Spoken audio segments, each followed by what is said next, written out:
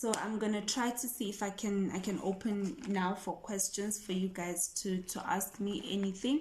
But the reason, okay, let me, before I even go to the questions, before, you know, the thing is, the reason why I came to do the teaching, like I said, it's that I'm okay, Mandisa's already asking a question. I didn't even see. Okay, but the reason why I came, guys, to do this teaching or to do this dream about differences between spirituality and religion is I'm afraid in the seat that I'm sitting on also as Gogo Noma, that we are turning African spirituality, what's supposed to be African spirituality, and we're making it an African religion, where we are talking about, like somebody asked me, I think it's Lot T, who said, Gogo, what is the cloth behind you? What is the meaning of the cloth behind you? And what does it, what does it represent?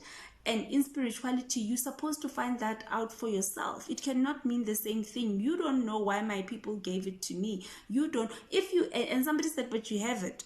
And if you have it, it means you should know why you bought it in your space. It means you should know what resonates with you. We are coming to a point where we are saying, what does a red bead mean? And everybody will go to, it represents the Nguni spirit, it is the blood. If you're wearing it, it means that, or when you dream of it, and kanti, red is a color that can mean a lot of different things. Other people, they can be shown to wear red and white beads, not because but because there are people are saying to them, there's been a lot of death in this family. We're trying to purify the family, and every child, every boy child that is born into this family, you need within the first 7 years of their lives, at least have them wear a red and white bead, so that we know that there is peace. Or a ceremony needs to be done, a cow slaughtered.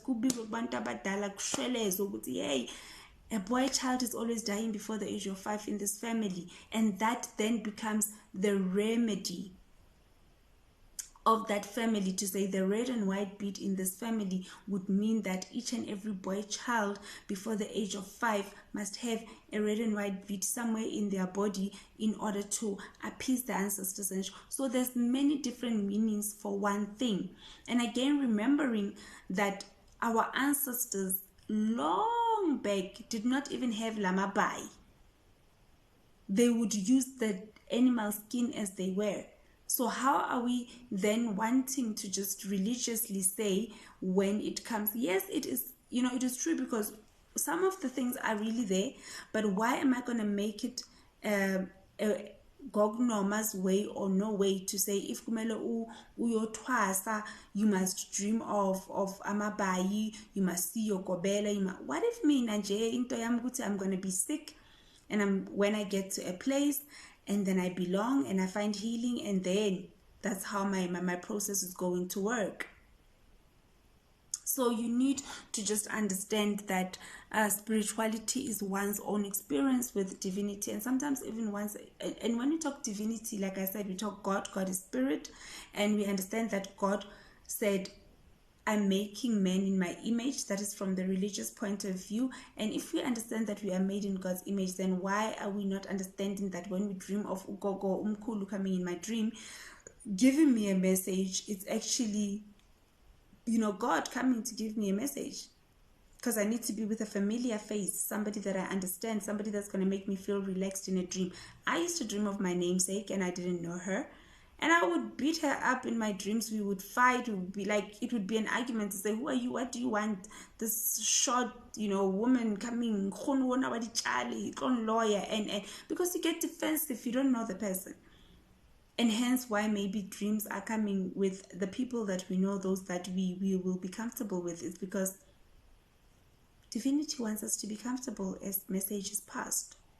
And with religion, like I said, it's a male sitting at the throne, very masculine. But with spirituality, you understand that the mother, the father of light. We talk about the he and the she, the god and the goddess in one. Understanding that in the sky, there's no way the sun can survive on its own, but also we need the feminine energies of the moon. Both being source and God in their own right, because there are plants that thrive better when the moon is at its peak, and there are plants that die if the sun is at its peak. and thrive when the sun is at it. So we need the balance between the two, the yin and the yang. That's spirituality. That you cannot possess one without the other. But you always have to choose the one that brings light over the one that brings darkness. Darkness is as important as light, because only through experiencing dark times are we able to appreciate light. Let me get to Mandisa with her first question.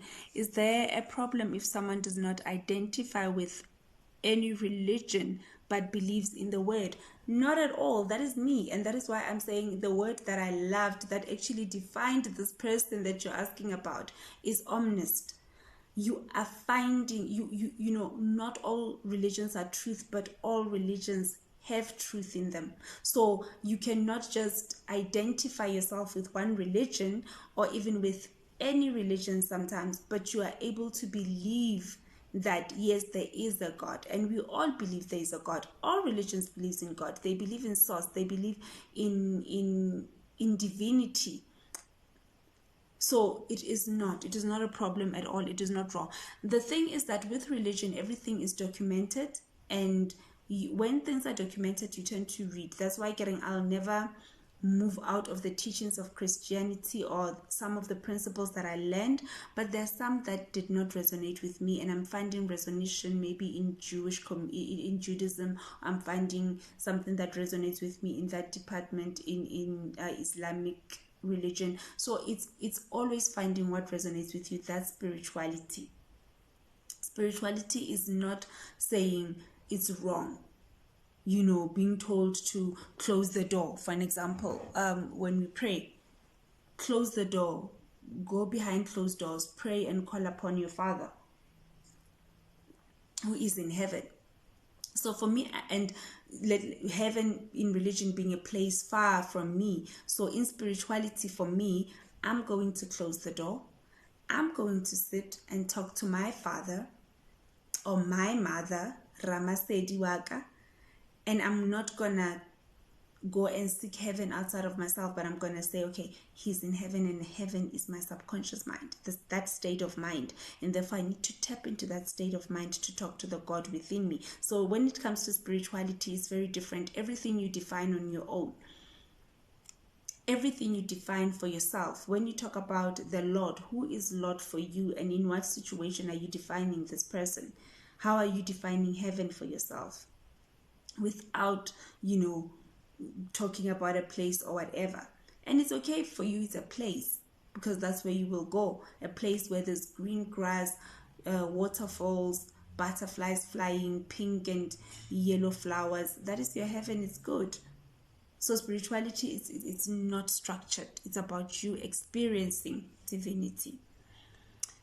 Ninjani namhlanje family. Hello Wangi, we are good. I'm liking the hairstyle. You look so beautiful. Thank you.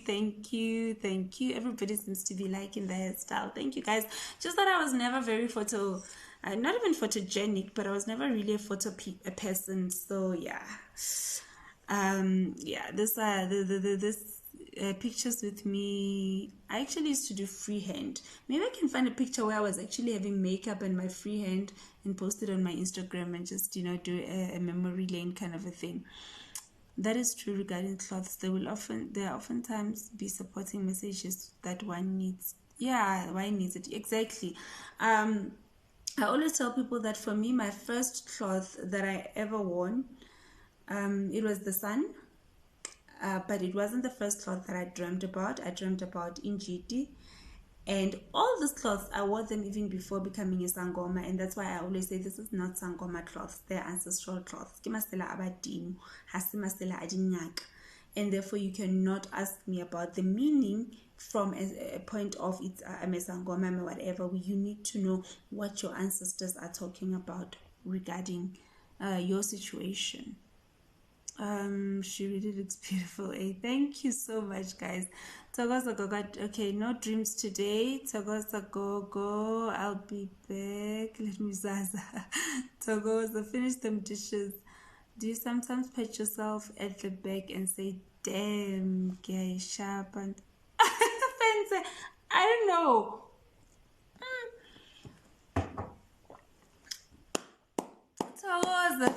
Thokoza. Wow, guys, like I always say, everybody, even in the comments, I always say that I'm humbled forever. I'm humbled always. I'm a Badimu child forever. Instead of petting myself, instead of patting myself at the back, I actually get very surprised, and sometimes I do feel like, okay, Baholo, like you really are working through me, and I get very humbled. I've got someone who I'm also sort of like mentoring, and I didn't know that I was actually going to be part of the journey that he started. It's a beautiful one, working on your chakras and everything. So I just helped with some things like, Gogo, have you ever thought of publishing this knowledge? Because really, people need to hear this. And for me, I feel like everything will happen when Klosi is willing in Klosi time. So it's not about me being proud, but it's about me being humbled always, and more so being humbled that I'm being chosen as a channel to share. And yes, fans, some of the things I sit here and I'm like, did that really come out of my mouth? Okay, Baholo, what happened there? But I love it. They are teaching me through you. Hence, the classroom is Learning with Noma, your home of spiritual learning and healing. And it's Learning with Noma because I am learning with you in some instances. I'm learning from you, you learning from me, and I'm also learning from spirit. Even in consultations, I learn a lot from abantu abadala. That's why it's so exciting and to consult someone from Ubuthelez's family, and then kuzongena abantu bakabaloyi, and then like you get to learn a lot from the different spirits. So me sitting every day, consulting every day, I'm learning so much from spirit. Thokozani, Omnism is a recognition and respect of all religions or lack thereof. Exactly. I guess I am an omnist too.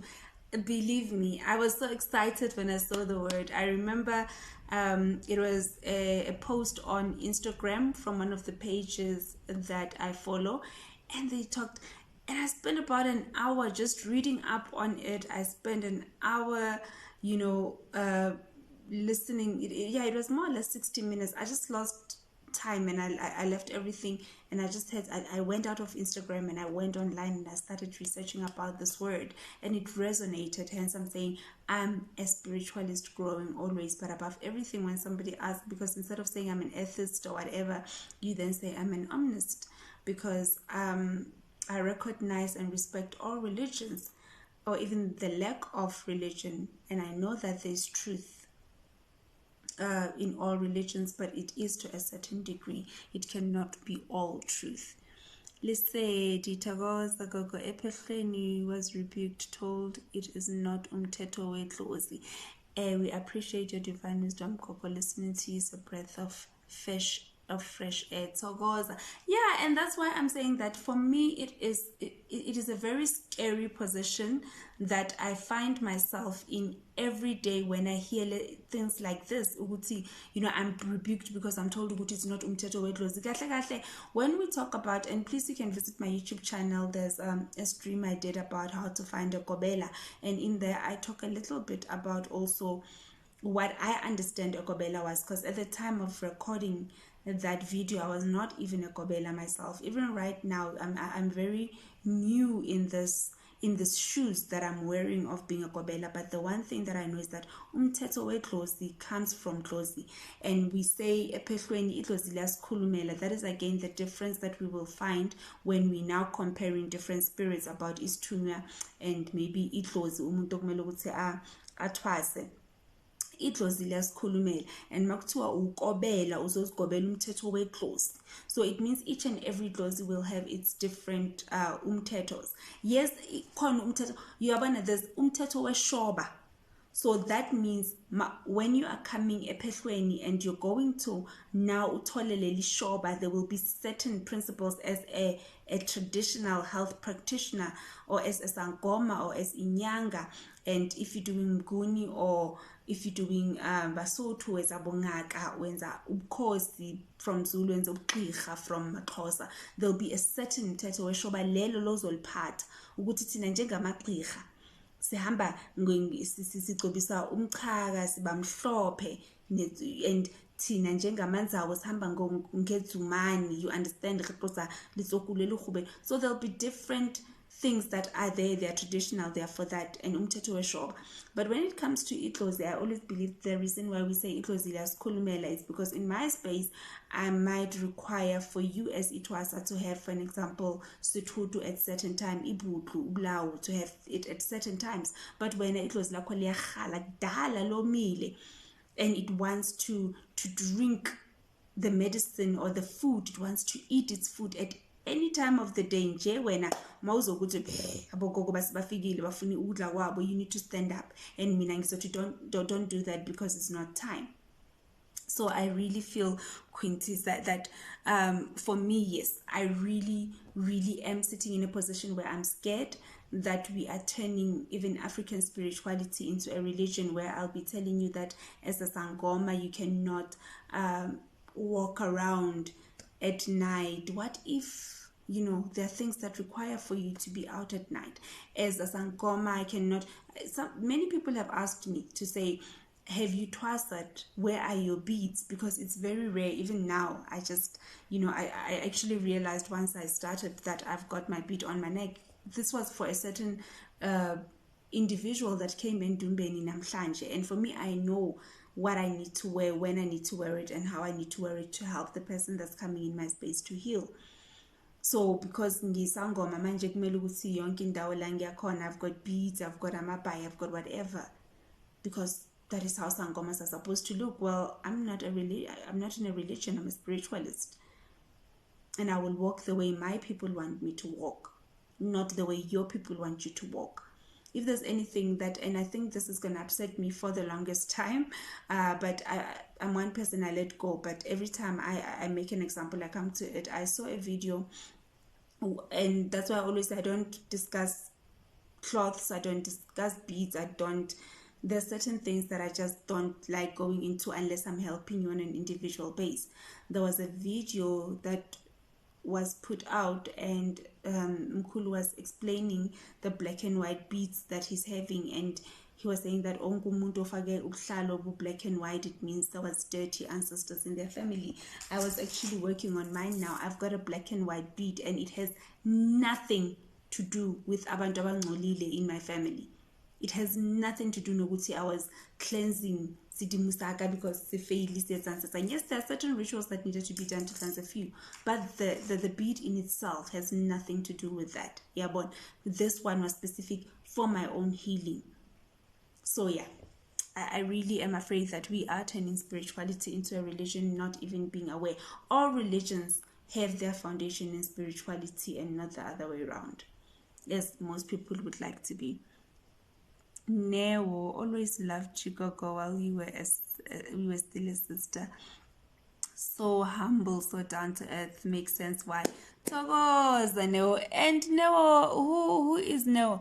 Hey, guys, on TikTok, I can't even see. I'm trying to look at the picture. Togoza. You see, people who know me, humble, down to earth, always. So I don't think that I'm just being a Gogo Noma. No, this is me, guys. What you see is what you get. Those who've been in my place will tell you. It's like you said, spirituality is a learning everyday journey. Exactly. And that you will talk about spirituality never ends. Spirituality is not about the destination. That's why I say we are concentrating on the present moment. We are concentrating on the state of mind. Spirituality is not about it's not about striving to reach the destination. It's about you understanding that you are in this moment, and this might be the destination, and this might be where you need to just stop and understand, what am I doing in this moment? How am I making it better in order for you to move to the next thing? But religion is leading a life that is about where am I going, and that becomes the problem, because you then aspiring to go to a heaven, and the only way to go to this heaven is to go to church, praise, worship, be with people like you, but looking down on people that are not like you, judging the people that are not like you, and still in the very same religion saying that you're not supposed to judge. When you see somebody drinking at the corner of the street, uyadiheleng. And for me, I always tell people, I love drunk people. Those are the people that are going to heaven. because you go, okay, mina ngikhulele elokishini and I'm from Masango Street, you know, in Valcom J, that is Limpopo. From Shongoville we call it Limpopo, but in my street it is so nice because you've got all characters that you're looking for. And when they're drinking, that is the time when they will sing, and their song will take you to heaven. I'm telling you, if there's a heaven up there and not in here, but you will feel a place of peace. And those are the truth, the authentic people. Spirituality is about being authentic. And for me, I feel religion is just about trying to fit in and pretending sometimes to even be something that you're not. Babalo, thank you for clearing the confusion. Togoza, Gogo can close it. Choose a husband for you that God doesn't approve of. How do you link the two? Okay, so I'm sure you just like, can ancestors choose someone for you that God does not want you to have in your life? How do you tell? Like I said earlier, that for me, my ancestors are God. When I dream of them, when I see them, because we're saying we are an extension of God. We are made in his image. And even in Christianity or even in religion, you're told that you cannot see God with your naked eye. So when he comes and he brings these people into my space, when we talk about choosing of a husband, ancestors, and you know, they can never be. Remember, when we talk about ancestors, we're talking about spirit. So let's break it, or let's go back to our native languages. When we talk about Mudimu le Badimu, ki Mudimu, the source that we all come from, Ahudimu huba horona.